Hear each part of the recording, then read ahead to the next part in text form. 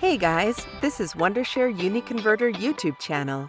In this video, we are going to show you how to convert MKV to AVI on Wondershare Online UniConverter. In the beginning, go to media.io website and the link is going to be in the description down below.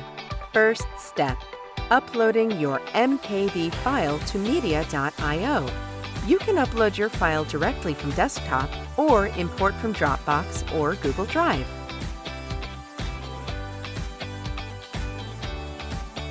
Second step, setting your output format as AVI.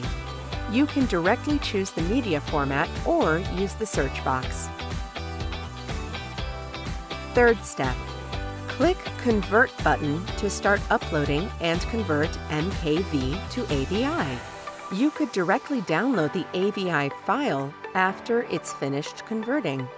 Okay, that's how to convert MKV to AVI on Wondershare Online UniConverter. Have you found this tutorial helpful? Don't forget to like the video and subscribe to our channel.